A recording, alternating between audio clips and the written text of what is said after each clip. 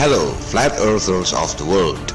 There's a lot of controversies regarding solar eclipse on August 21st, 2017 that leads to the ultimate question, is the heliocentric model correct or wrong?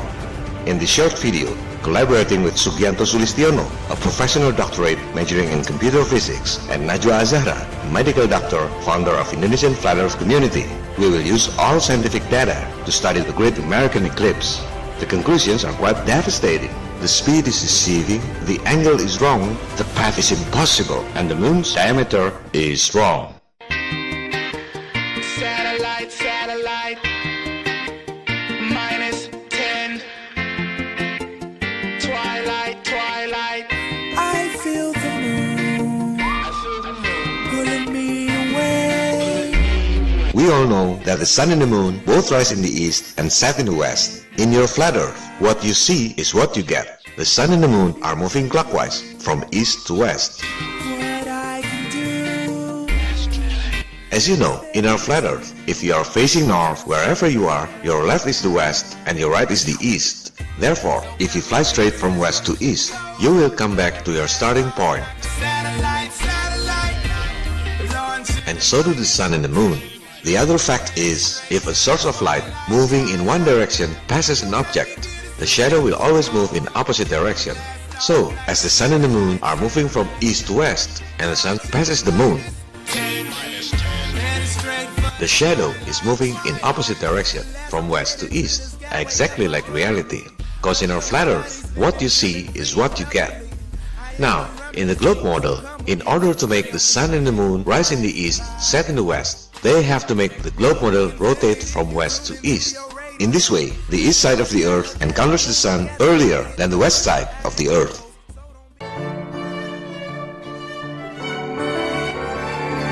Most of the time, the globe model can accommodate almost everything from flat earth reality, projected in different shapes, different sizes, different distances, and different speeds. It's only mathematical assumptions. They calculated one by one, gradually and individually within thousands of years. It's all started 2,300 years ago when Aristarchus calculated the size and distance of the moon using eclipses based on assumptions if the earth was a ball. From that assumptions, he calculated the size and distance of the sun. Then people adapted his method and assumptions to calculate the whole solar system, then the whole galaxy, and so on and so on. Assumptions upon assumptions. But sometimes, when a bunch of mathematical assumptions mix together to explain rare cases like solar eclipse, they just don't add up.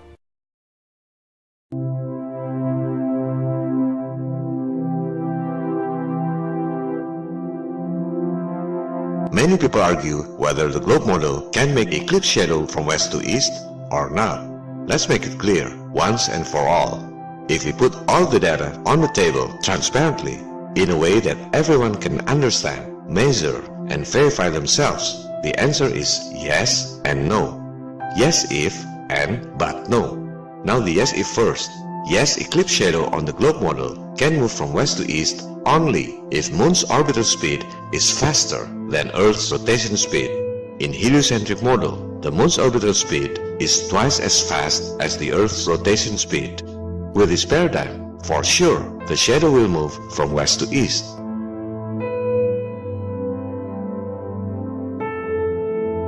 Let's make a model to make it easier to understand. The distance is not to scale. The moon should be 30 Earth diameter away.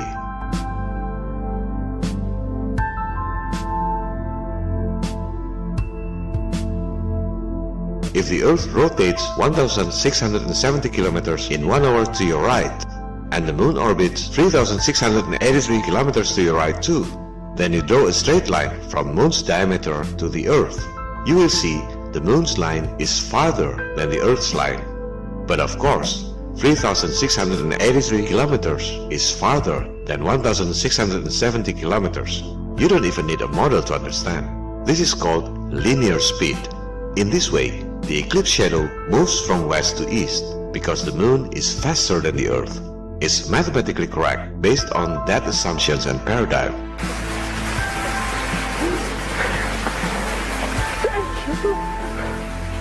But there's a big problem. It defies natural fact.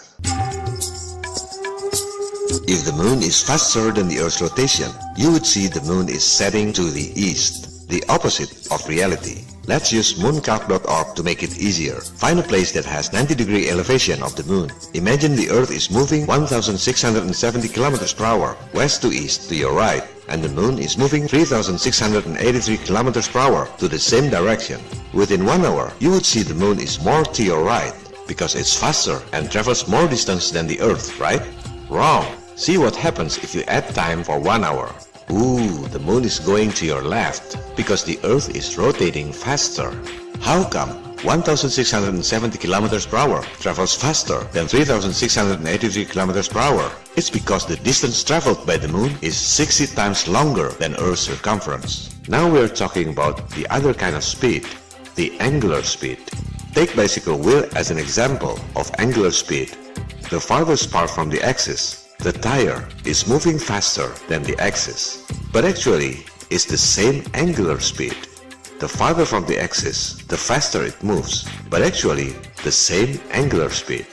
Now, the Earth is rotating 360 degrees in 24 hours. It means 15 degrees per hour.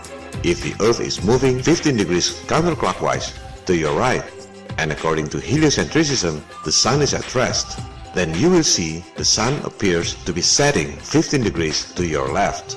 That's the angular speed of the Sun due to Earth's rotation, okay? While the Moon is orbiting the Earth 360 degrees in 29.5 days. Some people like to say 27.3 days, sidereal month, the Moon's position with respect to the stars. It's irrelevant, for we are counting the Moon's position with respect to the Earth, nothing to do with the stars. So we have to use synodic month, average 29.5 days. The angular speed of Moon's orbit is 1 per 24 hours divided by 29.5 days times 360 degrees equals to 0.51 degree per hour. That means when the Earth in an hour is rotating 15 degrees to your right, making the Sun appears to be setting to your left 15 degrees. The Moon is moving 0.51 degree to your right. That makes the Moon appears to be slower than the Earth's rotation. Let's go back to mooncalc.org. The Moon's elevation angle is 90 degrees. Then change the time to 1 hour later. Now you see the elevation is subtracted to 75.81 degree. 75 degree because the Earth is rotating 15 degree from previous 90 degree elevation. 0.81 degree is the Moon's traveling distance in 1 hour. Mooncalc is using different moon distance on that day. Or perhaps they're using sidereal month. It's all mathematical assumptions. They don't even look to the sky.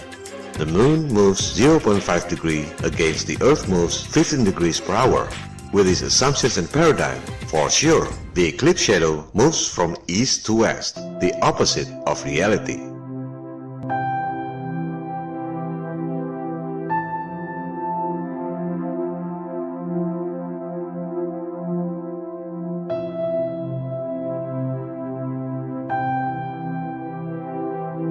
So which one applies to the Moon and the Earth's speeds that creates eclipse shadow? Linear speed or angular speed? They will say it's the linear speed that matters. The Moon is orbiting about twice as fast as the Earth is spinning. So if we're looking down on the Earth and we're at the Moon, we see the Earth spinning, but the Moon is moving faster. Wrong. Even if you're at the Moon, in 1 hour, you would see the Earth is setting 0.51 degree to your left, while it's rotating 15 degrees to your right. Even if you're looking from the Moon, the Earth's rotation is still faster. That means eclipse shadow in the globe model goes from east to west, the opposite of reality. Perhaps other people would say, oh, the Moon is slower than the Earth, but the shadow moves faster. That makes the shadow moves from west to east. Well, this sounds plausible in theory, but if you put the data, it's not correct. The Sun is 400 times bigger than the Moon. The Moon's traveling distance for 5 hours is just like a dot to the heliocentric Sun. If the Moon moves in 5 hours, 18,415 kilometers, it only makes 0.006989959 degree difference. If the Moon moves 18,415 kilometers to the right side of the Sun, The shadow's distance on Earth is 18,460 kilometers, almost the same with the distance traveled by the Moon. Science says eclipse shadow moves at the same speed with the Moon, and the eclipse shadow path is the same length with the distance traveled by the Moon. So, if someone says the Moon is slower than the Earth but the shadow moves faster to make shadow from west to east, it's debunked by their own science. Another possibility, other people would say the Earth is also orbiting the Sun. That makes the shadow moves from west to east. Again, a plausible theory if you don't do the math.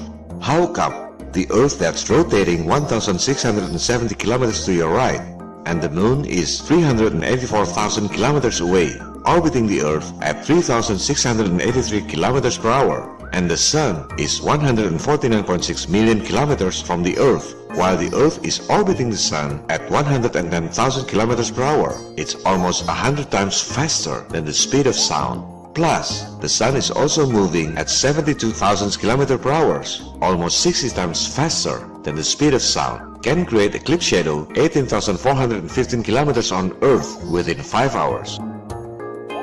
Do the math, do it yourself. They never include the Earth's orbit in calculating eclipses because they assume the Moon is always attached with the Earth wherever it goes. In most solar system animations that you usually see, the Sun is at rest. This is heliocentric. The Sun is the center of the universe. But later, they knew it's impossible. They say the Sun is also moving at 72,000 kilometers per hour across the space. Another mathematical assumptions on paper without experiment. They never put them all together when calculating eclipses. This is very important information. Most people think that NASA can predict eclipses accurately, that they have very advanced knowledge. Therefore, it proves that heliocentric is true. Unfortunately, that's not the case. All eclipse predictions provided by NASA, including this 5 millennium, 5,000 years of eclipses, are using Saros cycle invented by ancient Babylonians thousands of years ago. Both solar and lunar eclipses are so predictable because they always repeat in a cycle of 18 years, 11 days and 8 hours. It's called Saros cycle and it has nothing to do with heliocentric. Ancient Babylonians believed the Earth is flat, the Sun and the Moon are revolving around the Earth, and so do the stars and other celestial bodies. They didn't calculate the distances, sizes and speeds based on false assumptions and speculations like heliocentric teachings. They simply observed the sky and took whatever it is. With that paradigm, they can predict eclipses accurately. Such predictions are impossible to be done using heliocentric model. In its 5 millennium catalog of solar and lunar eclipses, NASA wrote that all eclipse calculations are by Fred Espenak, a retired NASA's employee. NASA never calculated and predicted eclipses using heliocentric model. They simply hired the best Saros researcher, their retired employee, Fred Espenak, to calculate and predict eclipses using ancient Babylonians method that has nothing to do with heliocentric. NASA even wrote that Fred Espenak is responsible for the accuracy of those 5,000 years catalog of eclipses.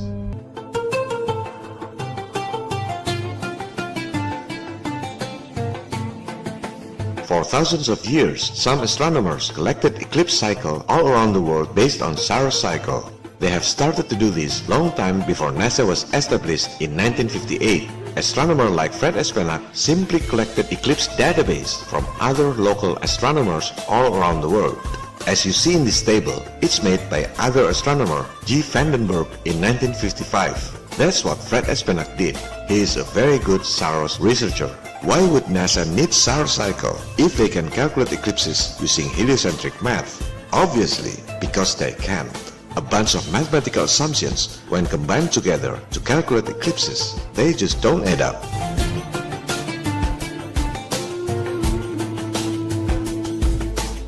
There's an interesting review from Matt Parker from Stand Up Math's channel. He's the only person who got prestigious title as London Mathematical Society Popular Lecturer, a very smart and articulative mathematician. Here's what he said about predicting eclipses using heliocentric math.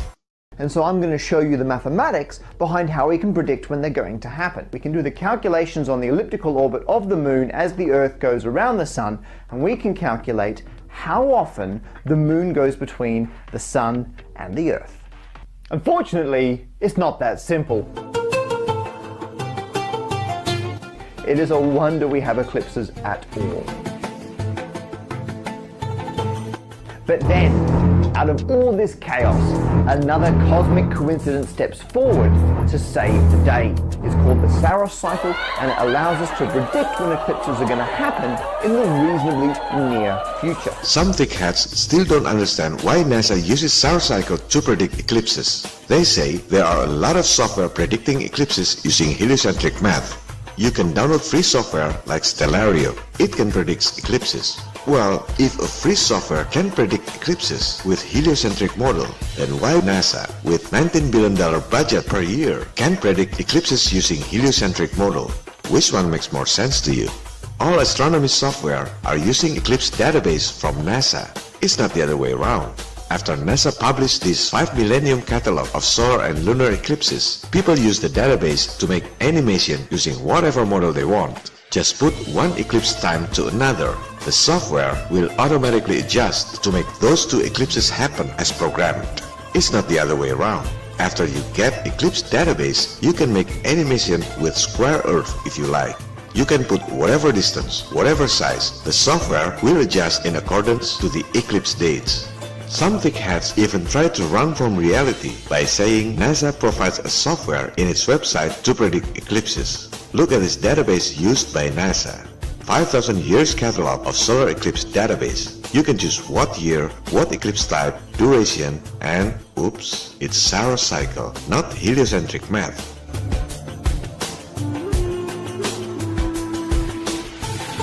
This is the 3D movement of their heliocentric model. The sizes, distances, and speeds are not to scale. This is just to make you have an idea of the true heliocentric concept. The question is, how could NASA 48 years ago kept up with the Earth's orbital speed, almost 100 times faster than the speed of sound, and also kept up with the sound speed across the space at almost 60 times faster than the speed of sound?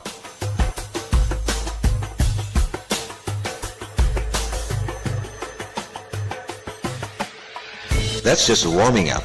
In the next section, you will see scientific facts based on official data that eclipse in the globe model is a real fantasy. Scientific data that everybody can verify and do experiment themselves as referred to as scientific method. With this official data, you will get the undebunkable result that eclipses completely fail to work on the globe model. The data is always there all the time. You just didn't realize what it means. Trying to free your mind, Neo. But I can only show you the door. You're the one that has to walk through it. Stay tuned.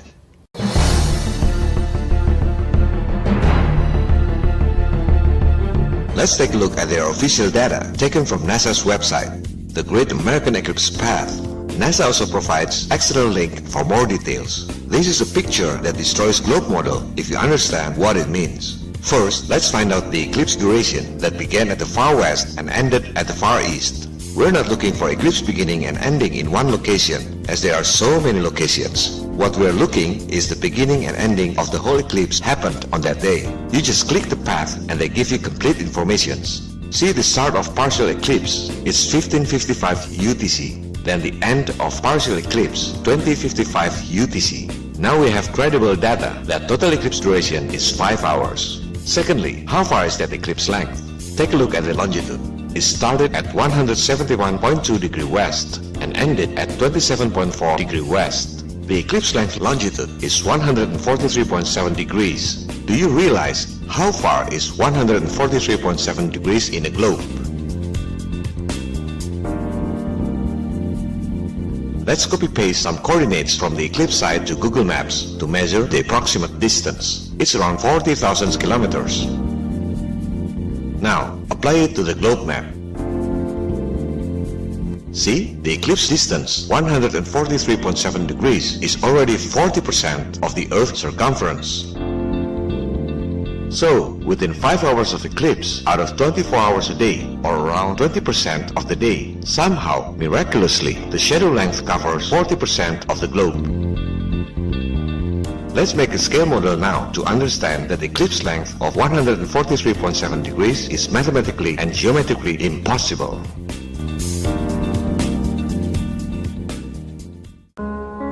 We've made scale model of the eclipse using AutoCAD. In this video, I'm collaborating with many people from Flat Earth 101 community. You have seen the work of Najwa and Anggol Aji specially made for you. For this AutoCAD, I want to make it as precise as possible, so I collaborate with people from the community again, this time with Tejo. He is a successful architect who is very familiar with AutoCAD. And he's not alone. People in his office also helped us to make this model. They are flat earthers too. These are the assumptions I took from mainstream science database. We made this model based on that official data at that particular date and that particular spot as referred by NASA. Let's start with the Earth. Of course we can make it pretty with 3D Earth, but that's not our objective now. It's not about beauty, it's about precision. The Earth radius and diameter are precise according to heliocentric data. These 5 lines represent the Earth's rotation for 5 hours, the eclipse duration. Each line represents 15 degrees. 5 lines equal to 75 degrees. The 0 point represents the first second of the eclipse. The Earth rotates anticlockwise from west to east. So if you are standing over here at 0 point, in 5 hours you will be over there. Now let's go to the moon. It's 30 Earth diameters away. The Earth is a small circle over here and the moon is over there. Let's zoom in. This is the moon at 0 point when the first second of partial eclipse started. These 5 moons represent its movements every hour, 1, 2, 3, 4, 5 hours. This is the moon's radius and diameter according to standard heliocentric. This is the moon's traveling distance every hour. Within 5 hours, it travels 18,415 kilometers. That's the linear speed. But the orbit is so big, 29.5 days, and 5 hours means almost nothing. So if you draw a line from the moon's axis to the Earth's axis, this 18,415 kilometers is only 2.55 degrees angular speed on Earth.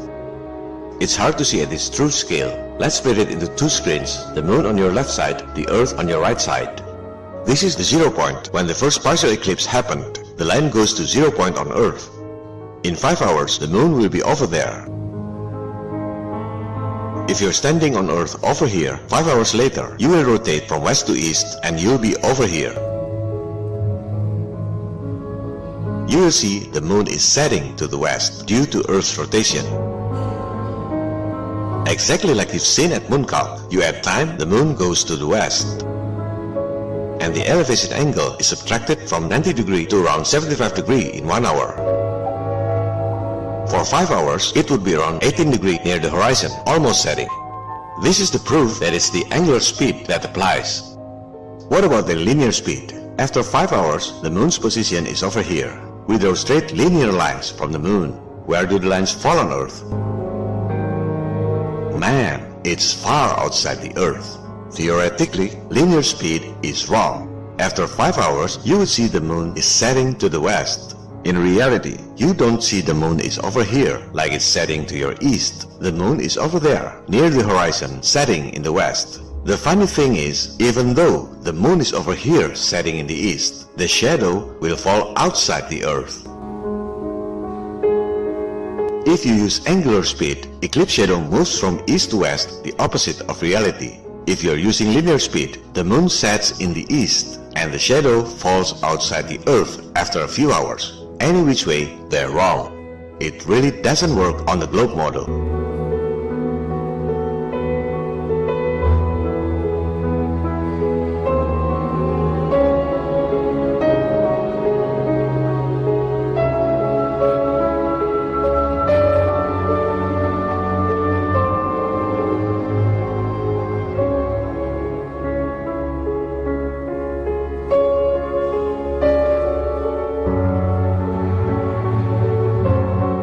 What about the shadow speed? We've been through this. Their own science says the eclipse shadow speed is the same as the moon speed itself. Look once again at their eclipse shadow speed.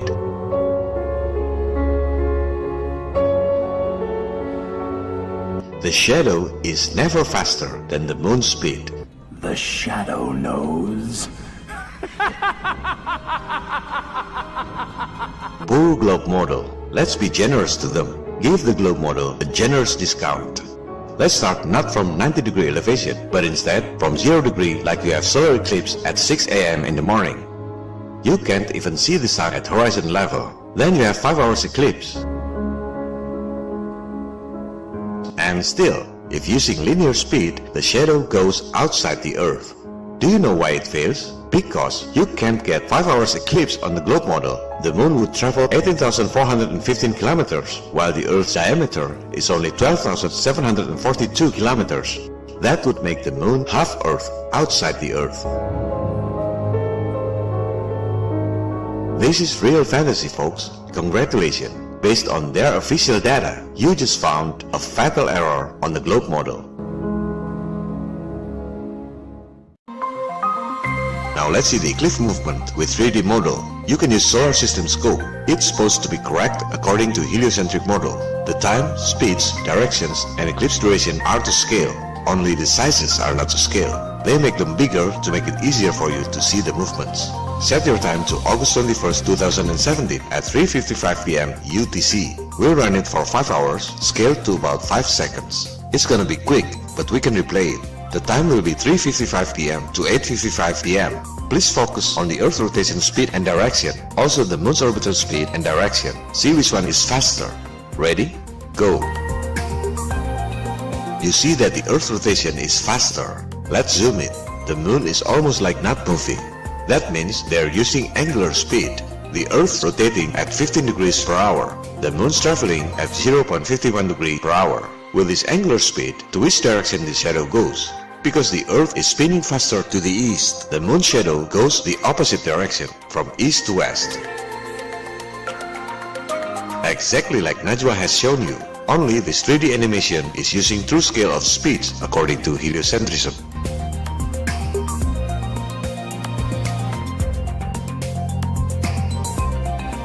But don't trust CGI cartoons. Let's make a real-life model now. This time, I collaborate with Pupu. He's a technical engineer and a very diligent researcher. He made our previous AutoCAD scale model into real-life model. This is the Earth and the Moon's model to scale. This is the Moon's traveling distance in 5 hours. And this is the Earth's rotation in 5 hours too.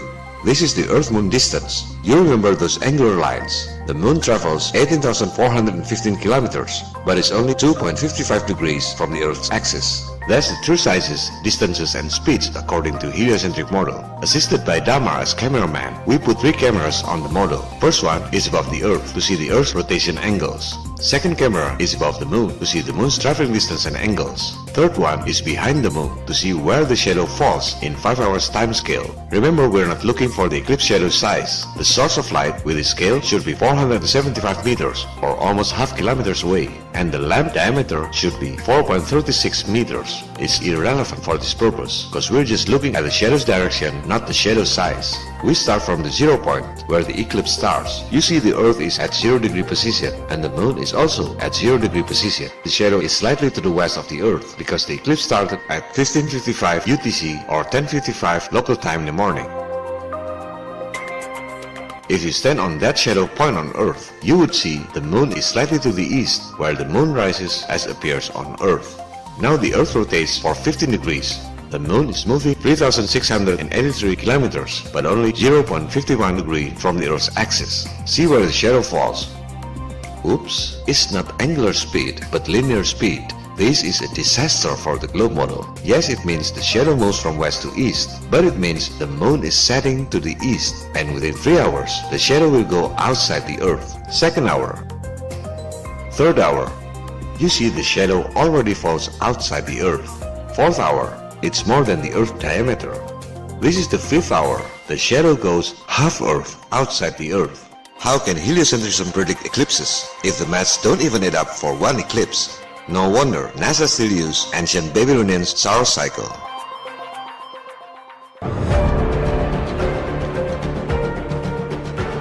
Let's take a look at who are these Babylonians who invented solar cycle.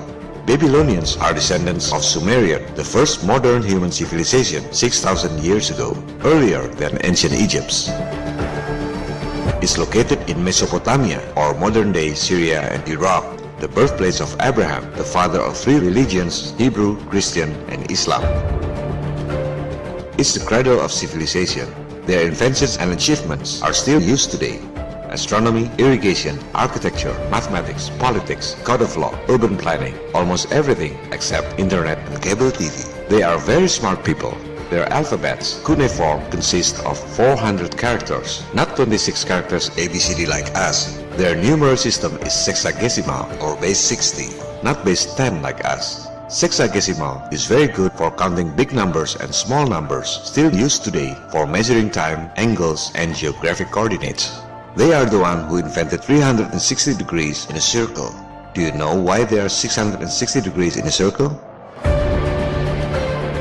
It's the average days of the sun and the moon circling the earth in a year. The sun is circling the earth in 365.2425 days, and the moon is circling the earth in 354.3829 days. Add those numbers, you will get 719.61 days. So the average of lunar and solar days in a year is 359.8 days, rounding to 360 days. That's where the Babylonians got the idea of 360 degrees in a circle and got sexagesimal numeric system base 60. It's really natural science.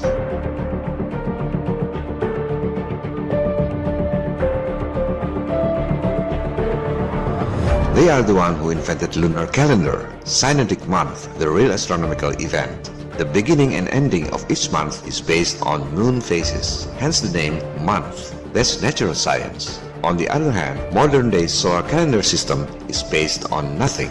If you want to make solar calendar based on natural phenomena, the new year should be either summer June 22nd, autumn September 23rd, winter December 22nd, or spring March 21st. But solar calendar starts with January the 1st, which means nothing, and ends with December 31st, which also means nothing.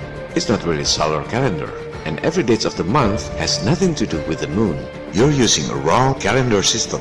Yet Babylonians were aware of solar cycle too, so they invented the so-called lunisolar calendar. Its lunar calendar consists of 12 months, the closest lunar cycle with solar cycle in a year. They are the one who invented 7 days in a week.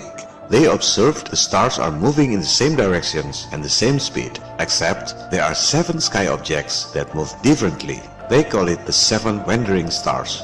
Later, by the ancient Greeks, is called planets. That's the origin of the word planet. Planet is not a ball that living creature can live on it like you always see in CGI cartoons published by NASA.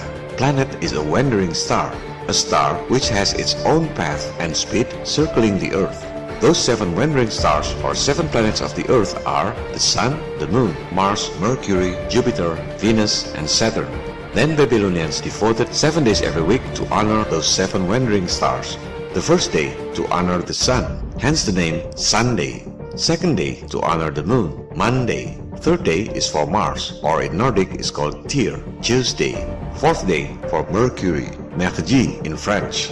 In German and Dutch is called Odin or Woden, Wednesday. Fifth day for Jupiter, Jueves in Spanish, is Nordic god Thor, Thursday. Sixth day to honor Venus, Viernes in Spanish, is Nordic god of Frigg, Friday. The seventh day to honor Saturn, Saturday. That's the influence of Babylonian culture. We still use it until now.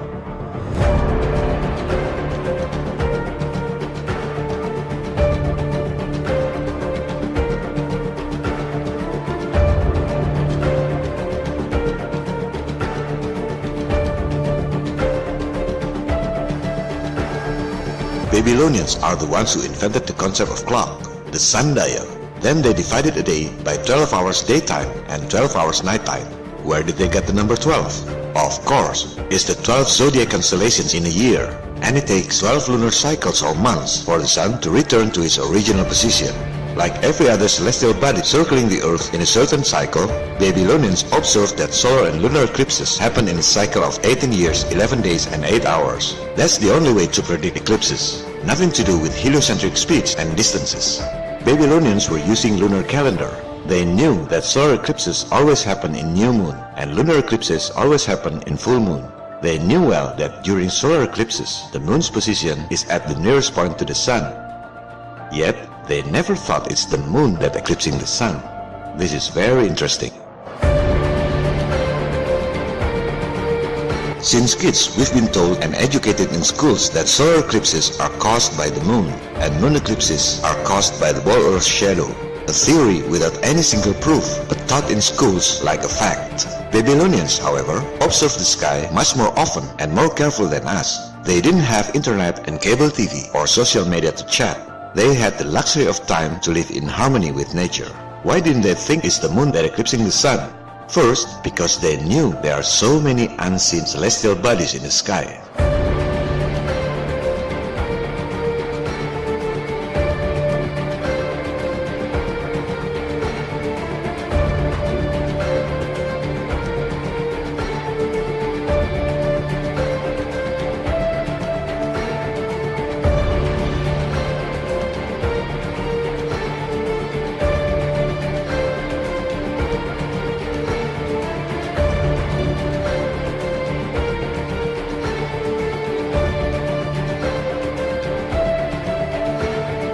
Second, because they knew the moon is behind the sun.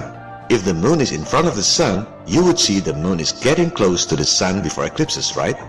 But you never see it. Let's use our logics here. Why can't you see the stars during daytime? Because the sun is too bright, right? And because the stars are behind the sun. There's no star between the sun and the earth, even according to heliocentrism. All stars are behind the sun is very bright at daytime, therefore you can't see the stars during daytime. But the moon is 400 times closer than the sun, according to heliocentrism.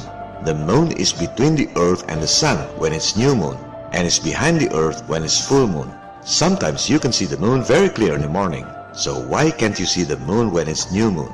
Because the sun is too bright? Hell no! You can see every single objects in front of the sun during daytime. You can see the clouds, airplanes, birds, etc. Sometimes you can see the moon in the sunlight. So why can't you see the moon when it's new moon? Because the moon is in unseen position? No, it's not correct either. Even in heliocentrism, the moon is near the sun during the new moon. So why you never see the moon when it's new moon? Because the moon is behind the sun at the time of the new moon.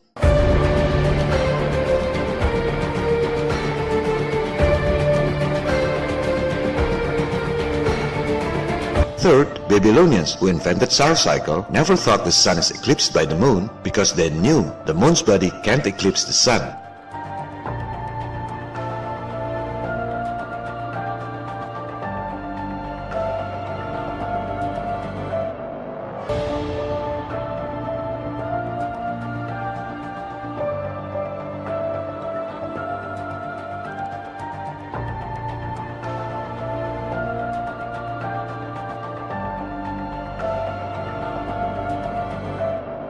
Ancient people were aware of many unidentified celestial bodies that sometimes can be seen with naked eyes.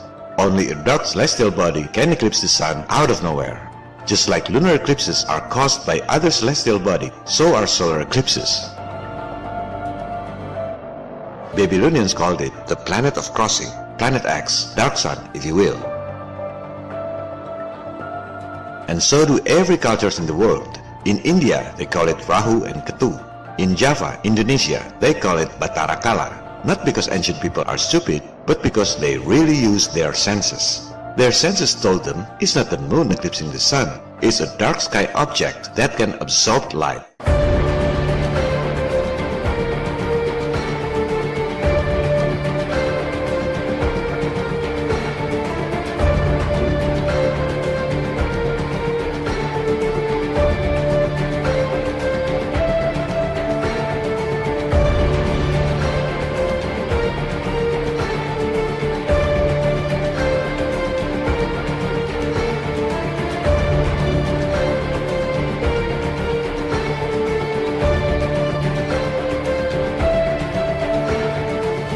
And it's not the Earth shadow that eclipsed the moon either. It's a similar dark sky object. And you know what? They didn't just make theories. They calculated the cycle of these dark objects, so accurate we still use today, solar cycle. On the other hand, you don't use your own eyes and your own senses. You just follow what NASA told you.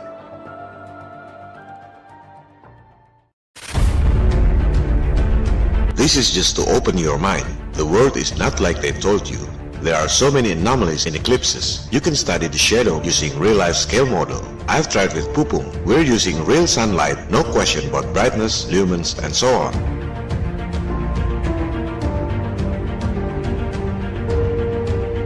But don't do it in open air, cause the bigger the light, the smaller the shadow.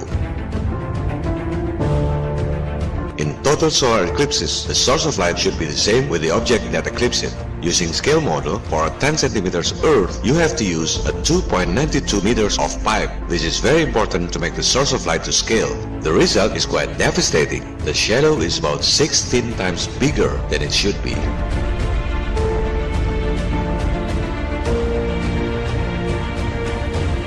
In reality, eclipse shadow size is about 70 miles or around 100 kilometers. They make it in CGI cartoons as if a 3,474 kilometers of moon from 384,000 kilometers distance can make a 100 kilometers of shadow. So they make CGI cartoons with shadow shaped like a pencil. It doesn't exist in reality. With real-life scale model, the shadow is actually 1,000 miles or 1,600 kilometers.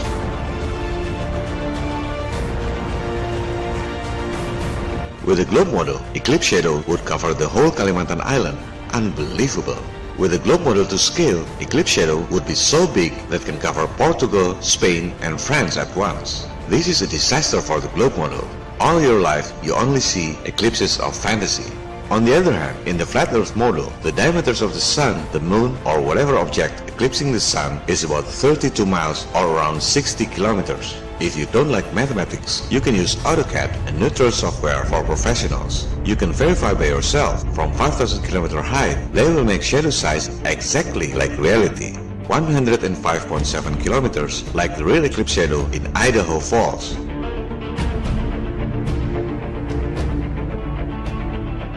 Look at the eclipse shadow speed. Umbra velocity is 1,874 miles per hour or 3,015 kilometers per hour. Their science says eclipse shadow speed is the same as the moon speed because heliocentric sun is 400 times bigger than the moon. So 5 hours movement of the moon means nothing. Only makes 0.006989959 degree difference. If you like mathematics, you can verify yourself. Therefore, they say that the eclipse shadow moves at the same speed as the moon itself. It's mathematically correct with that assumptions, but it doesn't fit with reality. The moon travels at 3,683 kilometers, making shadow on Earth that spins at 1,670 kilometers, both to the same direction from west to east. The shadow should move at 2,013 kilometers per hour. But look at the reality. It moves at 3,015 kilometers per hour. It doesn't add up.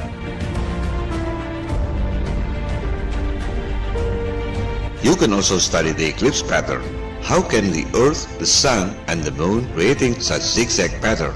Look carefully. The path even goes slightly below Earth curvature. As NASA wrote in its official data, is a geocentric coordinate. What does it mean? Geocentric coordinate is geographic coordinate system in which the Earth is modeled as a sphere or spheroid in right-handed XYZ like 3D in AutoCAD. That means originally the coordinate is in flat map, then projected into the Earth globe model. In fact, all globe maps that you've seen in your entire life is a geocentric coordinate or a projection from a flat map to a globe map.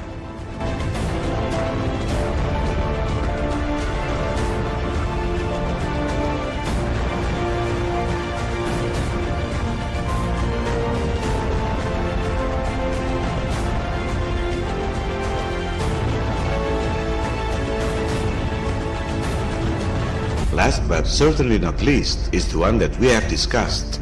Most people don't notice that the eclipse duration was 5 hours and don't realize what it means. This is the reason why I make this episode in English, to share that this kind of eclipse is mathematically and geometrically impossible on the globe model. Please don't use 3D animation model. You can make Superman spinning the Earth backward with CGI. Please use real-life scale model. The shadow will go outside the globe after 3 hours. You can take it from here and bring it to another level. I heard some people say, why proving the globe model is wrong? Why not proving the flat earth model is right? Well, we're not supposed to make theories. It's not even our task. Before you start asking questions about flat earth, you have to understand what's wrong with the globe model first. Like wise men say, if it ain't broke, don't fix it. But the bigger question is, why is it important to you?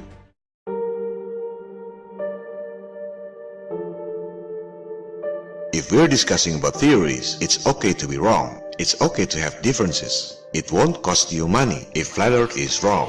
On personal level, it doesn't matter whether you believe the Earth is square or triangle.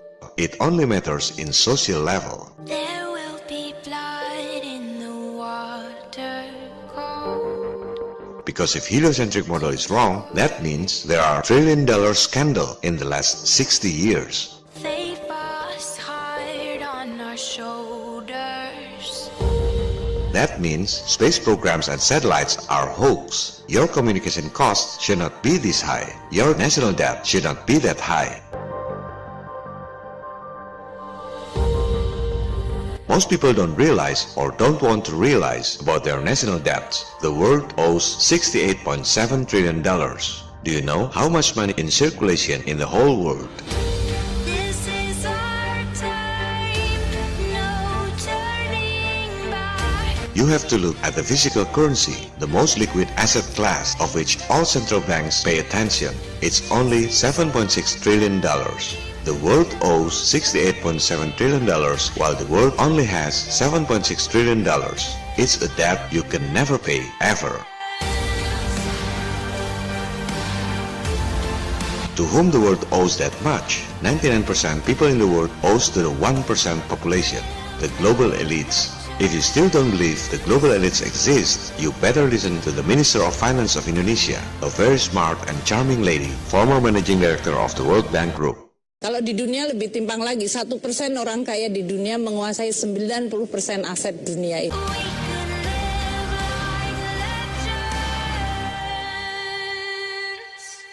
How come a very small group of people can make the others owe to them without even knowing it? Because they have rigged the systems to benefit themselves at the expense of most people on Earth.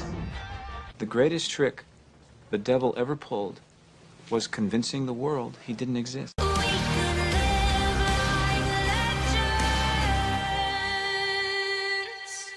Central banks in the US and Europe are privately owned corporations with the monopoly on creating money, but with no accountability. Those financial elites control all central banks in the world through the World Bank, IMF, and their elite financial agents. The system is quite simple. All countries in the world have to face budget deficits every year. Then all governments have to issue bonds. Then the financial elites finance the bonds by creating money from thin air because they have a monopoly on creating money.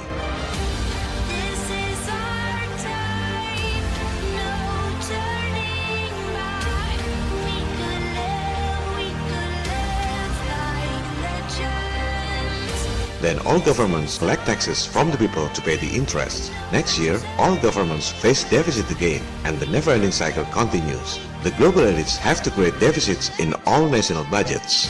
The biggest four deficit makers are wars, terrorism, financial crisis bailouts, and space program hoax, including satellite hoax. Those are the parasites that eat your stomach from the inside. That's what we have to pay from your taxes. Globe Earth hoax is the weakest link in their systems. You hit it right, the whole system will collapse.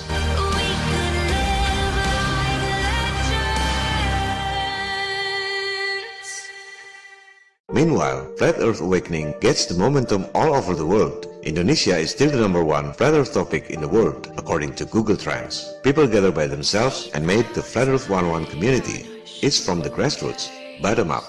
I didn't create them. But legends never die. Imagine there's no heaven.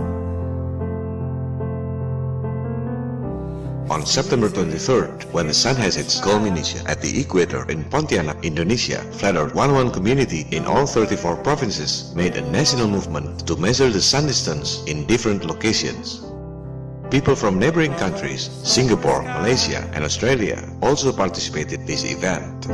Imagine all the people living for today. The result of this research has been presented in scientific journal format. It isn't hard to do.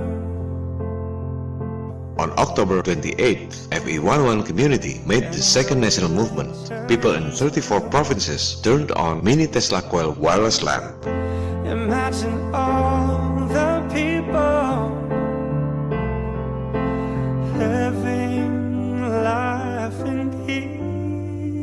please you.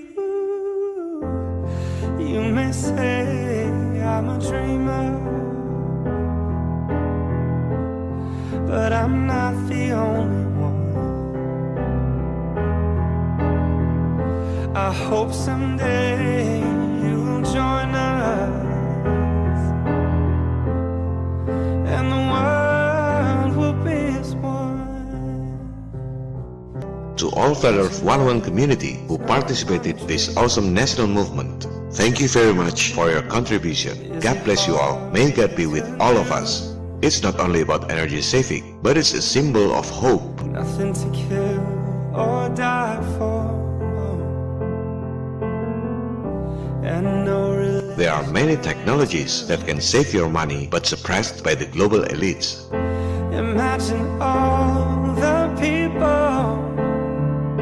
You're not supposed to live in a world with expensive electricity, expensive gasoline, expensive telecommunication using satellite scam.